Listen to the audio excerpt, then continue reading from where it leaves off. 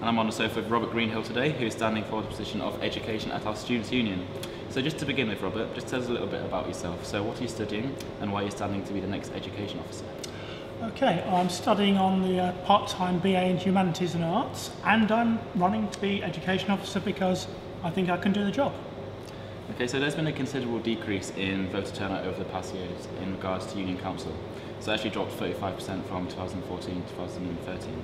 So what makes you think that people will actually vote, and why should they care to be engaged in union politics? Well, I think it's self-evident that some students will vote, but because some are always more engaged in politics than others.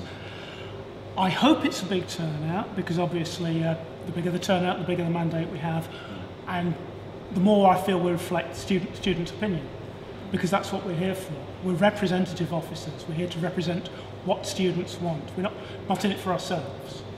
So do you think you'll get that message across during your campaign? I hope so. It's one of my main selling points, if you like. Okay. I'm trying to re-engage with students and rebuild the sort of representation that I think we've lost a little bit over the last So how few come years. you're not going for engagement then, if that's your concern? I think engagement, I know there's a clash with the name, but it's something that runs through all the positions. It's what we're about. We have to engage with students in order to properly reflect their opinions. I keep hearing students saying, well, the union's doing its own thing, they're not listening to us. Why not? I want to find out and I want to fix it. Okay. So since the start of the election, there's been a decrease of 35% from the number of candidates actually running.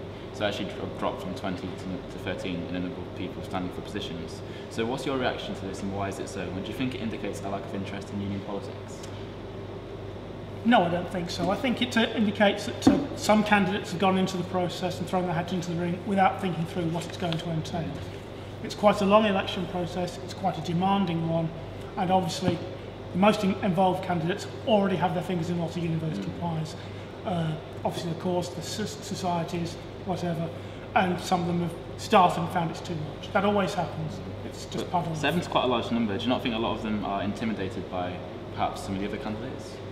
That's always a possibility, but from a personal point of view, I couldn't possibly commit. Okay, so there are currently 14 sabbatical positions now. As you know, 5 are being contested this month. Now, do you not think there are too many positions, and surely this leads to a lack of...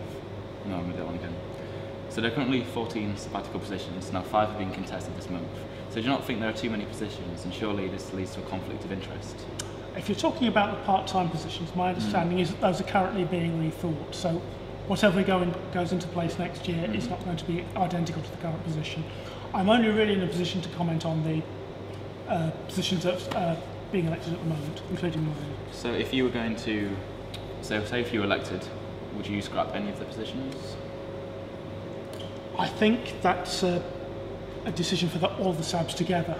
It's one to be taken collectively in terms of what they think is in the universities and in the union's best interests. It's not something that I could comment on purely for myself. Okay, so I was going to talk a little bit about education now. So it generally goes that if there's only a limited number of books on your course and the students have already taken out those books in the library, you either have to buy the book or make do without. Now, hidden course costs are one of the biggest issues facing students. Now, how do you propose to deal with this?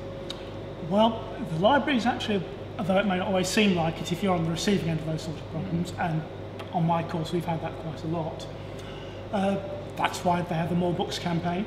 If students are using that, they'll get more books. I know they're trying to sort of roll out more e-books and more licenses, because as you know, for some they have like single user licenses, so if somebody's using it, you can't. It's an ongoing process. I mean, I've had a lot of sort of contact with the library about this already, just as a course rep, and I would hope that they're going to keep rolling things out the way they are. Would you lobby them to do that? Yes, of course. I mean, I have done, and they've already started to. I would hope to do more. Okay, so it's going to move on to your manifesto now. So, what is your #1 priority if elected? The backbone of the education officer's role is the course rep system. It's 400 sets of eyes and ears who are telling what's going on across the university. They're in a position to see more than any one man or woman could do by themselves. So how well that works is crucial, and it's not working as well as it could. So do you think it's dragging its heels then? It goes back to what I was saying earlier about engagement. I mean, I said there are 400 course reps. This week, as you know, February's Mental Health Month. Yes. There've been a series of workshops run for course reps on dealing with the issue of mental health. I was at one this afternoon, the last one. Out of 400 course reps, 18 have attended. 18. That's less than 5%. So why do you think they're not attending? I don't know. Whether enthusiasm and interest seem to tail off after Christmas. But as you know, the academic year ends until summer, so something's going wrong somewhere. So People are losing enthusiasm, feeling it's too much work, not worth their while. I don't know, but we need to find out, and we need to fix it. So how do you plan to propose to develop the course rep system? It's a question of engagement and training. I really need to do a study, talk to some existing course reps who are outside the usual suspects who always turn up, and say, look, I mean, you signed up back in October, you were full of enthusiasm then, but you haven't been turning. What's the problem? Is it down to your personal circumstances, or is the union doing something wrong? Are we not listening? Okay. So in your manifesto, you mentioned you want more consistent and prompt feedback. Now, the newly introduced exam feedback surely puts this issue at rest, do you not think? And surely we should focus on hidden course costs. Exams are only part of the issue. In my own course, exams account for less than 10% of it. The rest is on coursework and assignments. And every time we go to a vice-chancellor's lunch where course reps discuss these issues, several people are always saying that there's a problem with it, that it's not coming within the required 21 days or 28 days, depending on your course. So I don't know about your department, but mine especially, it always gets done by 21 days. Well, yours is one of the better ones. As it happens, my own, like lifelong learning, is also one of the better ones. But it's not universal. And if you're paying £9 a year, I think we have a right to expect a universal level of service. Okay, so how would you go about making more of a swift delivery of exam feedback? Well, or coursework? I think we go to departments like yours and mine, which are operating best practice, see what they're doing, and then we go to the other end of the spectrum and see who's persistently late and behind, see what they're doing, and we try and reconcile the two. So kind of a comparative kind of compromise. Okay, so just a last question. Now, in your manifesto, you say you hear a lot of people around campus saying that the union is out of touch. Now, there's a widespread belief that the union just doesn't represent its students.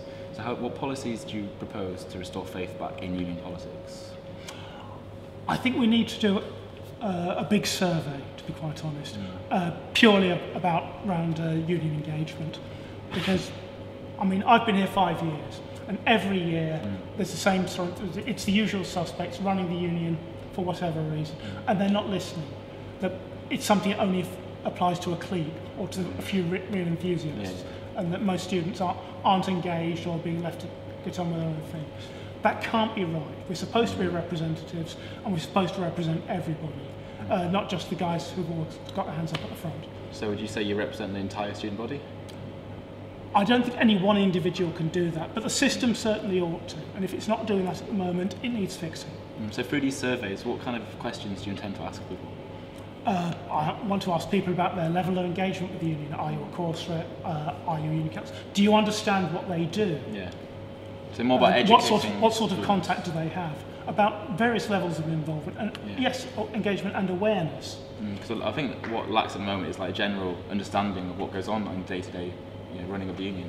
So would you say like the survey would intend to like inform the students or find out especially what they feel lacking? Yes, very much so, because I think there's a huge rush in October to get people elected into position, and people hear course rep, union council, and then it all goes quiet unless you're actually involved. I think you need to actually be re-engaging on a regular basis. So perhaps like maybe holding the executive accountable, so like as students know what's going on in union on a daily basis? Not just accountability, but visible accountability. I mean, other candidates have suggested things like a weekly question time in the square. I happen to think that's a very good idea, and I'll go along with that. Would you think students would attend the weekly question time? Considering if it's in the square, you're bound to get some passing trade.